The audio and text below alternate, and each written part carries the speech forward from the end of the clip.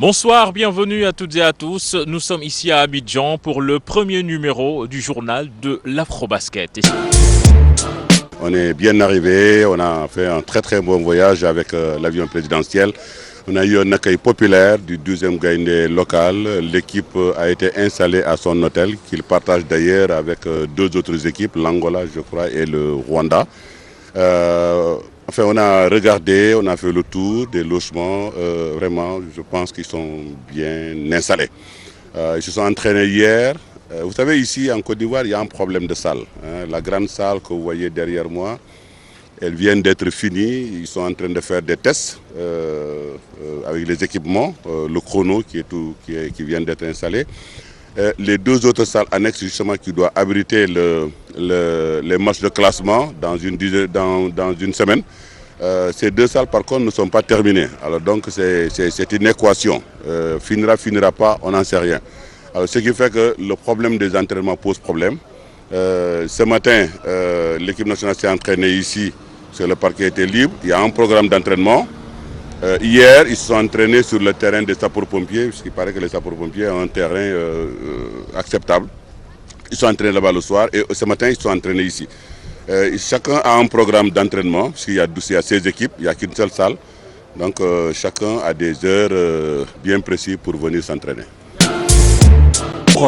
La 27e édition de l'Afrobasket débute ce mardi au Palais des Sports d'Abidjan. Les Lions évoluent dans la poule A en compagnie du pays hôte, la Côte d'Ivoire. Les éléphants font partie des favoris de la compétition. L'Égypte et l'Algérie complètent le groupe.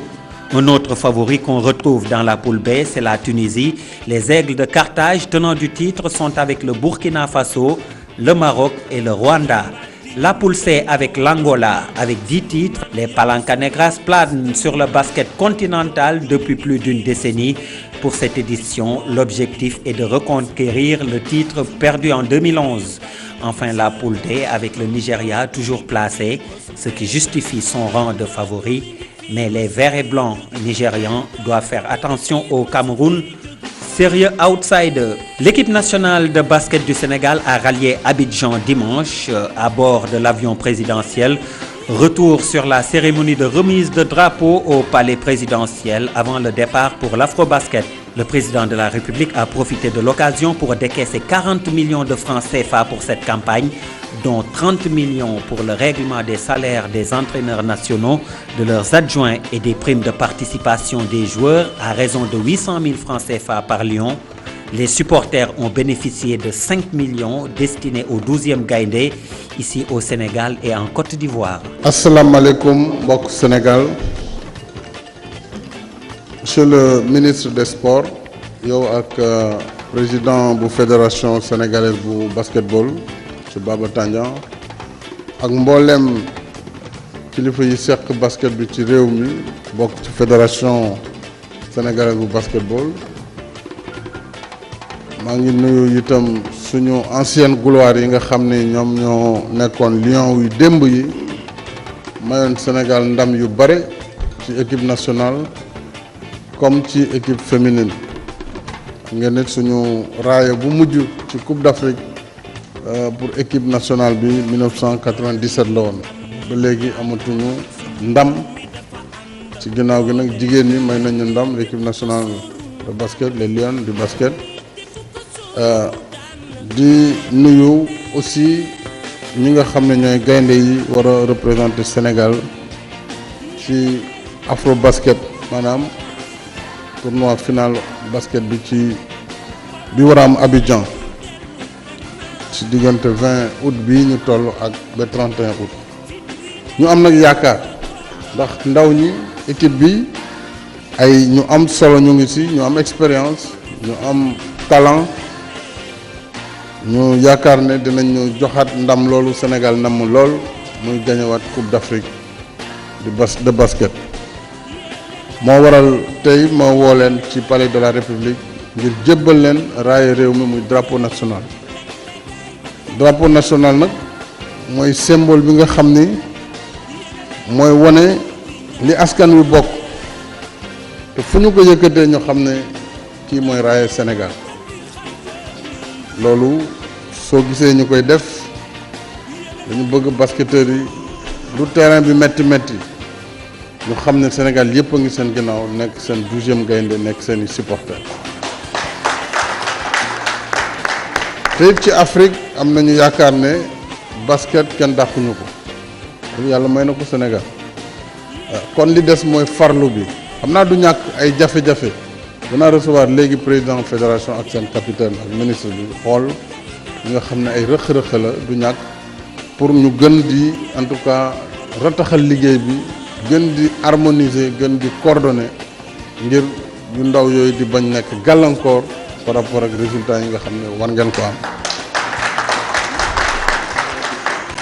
loolu waral itam biñ ma ko waxee démb rek laa ko yëg te dëgg la ñuy waxante nee naa comme yegsi na dinañu def suñ kem kattan d'abord jox leen avion de commandement mu yóbbu leen parce que loolu itam dafay bokk si liy fulaal équipe nationale ñëw ak sa drapeau réew ñëw ak sa avion réew ak couleur yi nga xam ne kon Sénégal ñëw na donc loolu aussi bokk na si lu leen war a ñaax ngir ngeen gën a taxaw gis nañu ne si préparation bi normalement macha allah lépp wane na ni yaakaar mën na am ci victoire u Sénégal prochain afro basket bi daje ngeen ak ñi ngeen waral daje yëpp si match amical def ngeen seeni entraînement li des kay mooy ci géew bi nag ci walla ngeen wane li ngeen mëne ak ni ngeen mëne naa ne football bi moom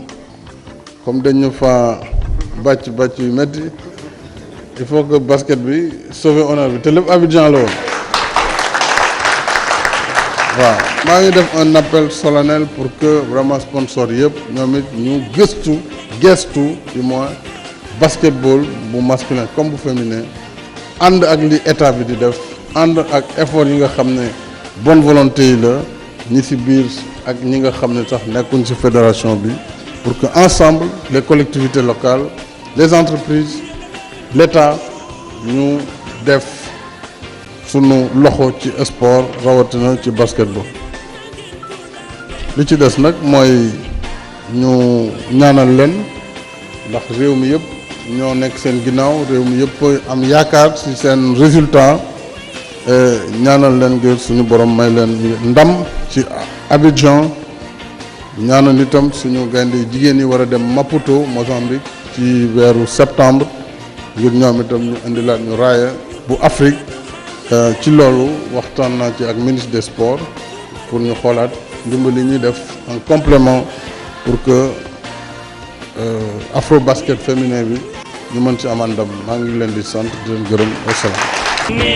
ñun suñu xool fees na liñ ci wax li suñu président li ñëw na wax nee nag moom ak ci man je pense que dinañ joxe lu ñu mën a am pour gagner suñuy match yi yëpp ñëw fii ak suñu coupe joueurs yi on est prêt li joué neen fi ñaari tournoi xam neen liñ fi nar a daj donc ñëw dem Abidjan bi président bi jox nañu avion et xam naa ne mu ngi wax ak capitaine ak ñëpp pour xam plus de détails quoi mais je pense que en tant que joueur gars yi on est prêt à ñëw joxe li ñu am yëpp pour sa dëkk loolu lañu fi indi te loolu lañ fi indiwaat coupe bi moo la ñu bëgg te coupe bi dañuy dem jëli. discours du président man surtout dama ci bëgg sax surtout parce que dafa dem lu weesu ci coupe d'Afrique bi kese xam nga politique sportive bi mu définir man ànd naa ci te xam naa ne que bon Sénégal yi war nañ ci mën a ànd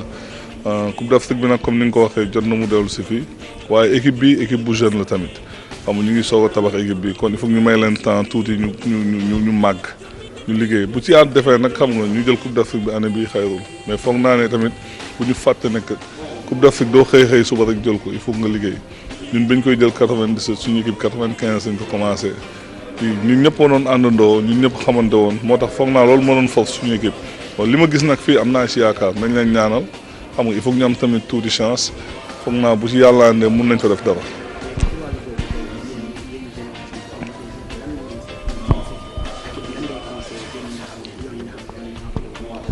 foog naa surtout àndandoo bu yàgg moo gënoon tax xam nga ak respecter maillot national parce que xam nga suñ la falee ambassadeur par exemple ngay représenter Sénégal ci beneen dëkk ci diplomatie yow mi nekk équipe nationale pareil yow diplomate nga rek da ngay représenter sa dëkk tamit il faut que nit ñi xam ne que maillot national lu am kii la dafa am doole bu la yàlla mayee nag wërsëg boo xam ne da nga koy sol da nga war a dem ba jeex man surtout message boobu laa leen di jox quoi xam ne que y a je sais pas combien de millions xaw ma ñaata millions la ñu Sénégal ñëpp ngi pousse pour équipe bi jëm kanam nit ñi nañu fàttaliku loolu fàttaliku seen waa kër fàttaliku seen koñ fàttaliku kër dëkk bi yëpp ñu ngi seen ginnaaw foog naa bu ñu defee loolu rek mën nañu am dara. C'était tout pour ce soir. On se retrouve demain pour un nouveau numéro avec l'équipe nationale du Sénégal qui va jouer contre les Pharaons d'Égypte. Bonne soirée à toutes et à tous et au revoir.